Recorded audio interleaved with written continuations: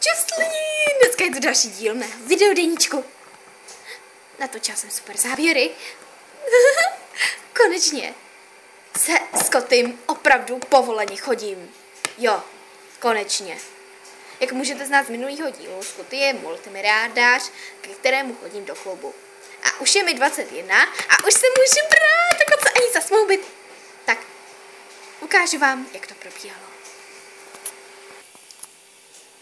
Ale ještě vám chci říct, že to nebude vypadat takhle. To budou pouze takové srandičky. Čau. Srandovní verze číslo 1. Mami, toto je Scotty, je to multimiliardář. Ahoj.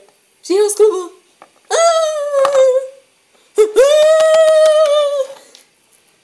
Co jim je?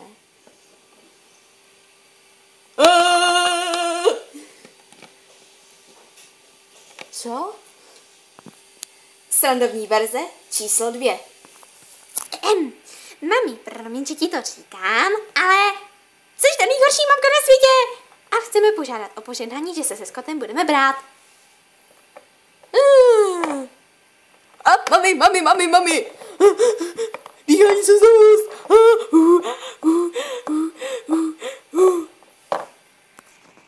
Poslední srandovní verze číslo 3. Mamko, tohle chci ti říct, že se Scottym se budeme brát a víc už nic už nemusíš vidět. Ha. Hotová. Cože?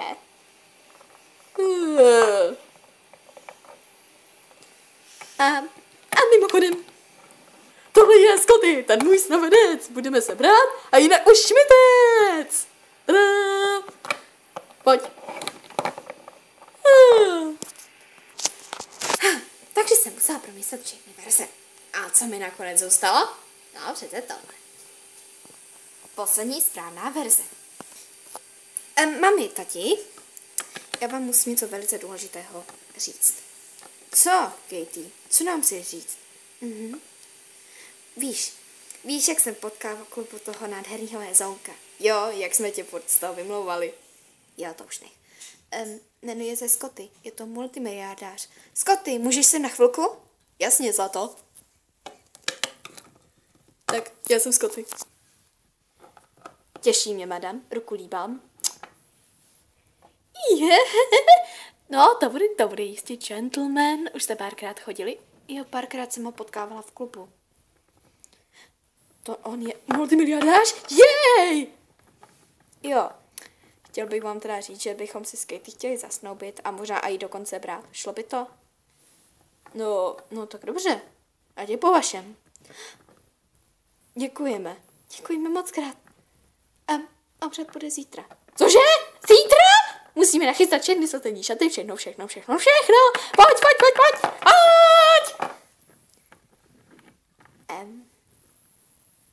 Neříkej jim to. No tak fajn.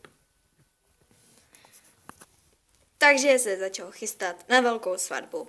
A nakonec z toho vyšlo pouze tohle.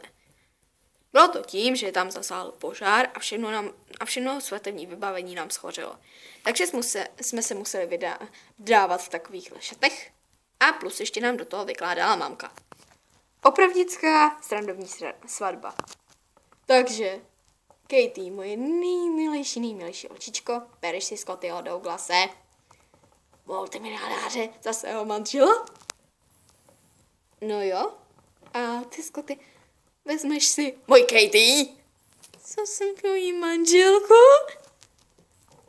Jo. Tak fajn, vyměňte si prsteny. Ale mami, my prsteny nemáme, všechno nám schořelo.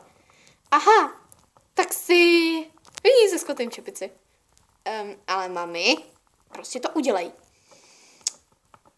Tak jo. Ježiši Maria. No, tak to teda uděláme, no.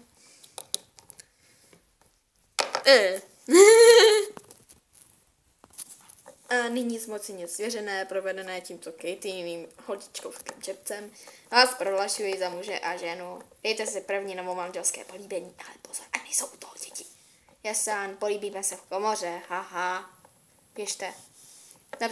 Dobře.